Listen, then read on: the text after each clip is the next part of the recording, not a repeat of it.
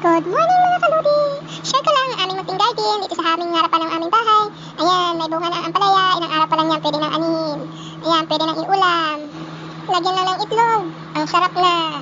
Ayan, kahit ang dahon, ilagay lang sa munggo, ulam na. Ayan, may pabulaklak pa si Miora, ang ganda. Masarap din sa pakiramdam pag may mga halaman o lalong-lalo na mga gulayan sa harap ng bahay or ano, hindi na kailangan magpunta ng market. Malaking tulong na rin at malaking tipid na rin. Ganda ng bulaklak. Ang tawag dyan sa amin ay santan. Sa inyo ba? Anong tawag dyan sa inyo ng bulaklak na halaman na yan? Ang ganda tingnan. Ang kamatis malaki na rin. May bulaklak na rin yan. 2 weeks pa siguro yan. May bunga na rin. Yung siling. Yung iba may hinog na. May bunga na rin. Nakapagkuhaan na. Tapos yung pichay. Nagugulayan na rin.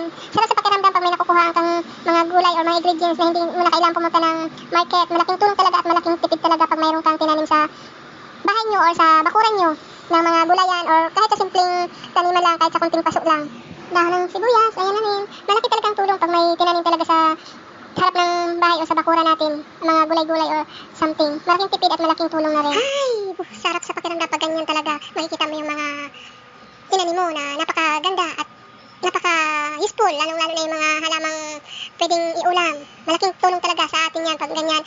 Isa pa, yung bulaklak, may bulaklak, napakasarap sa pakiramdam, lalong-lalo na sa mata. Napakasarap sa mata ng bulaklak. Sino mahilig dyan sa mga bulaklak? Ako, mahilig din po ako sa mga bulaklak, sa mga halamang may bulaklak.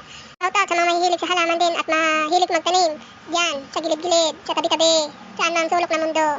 Yan lang po, gusto ko lang i-share. Makisuyo po, tapusin ang video hanggang dulo, and paki-like and share na rin po. Malaking tulong po yan sa amin. Thank you, God bless.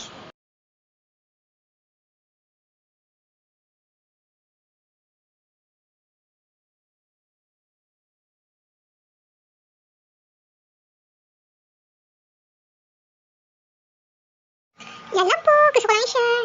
Thank you for watching. Bye-bye.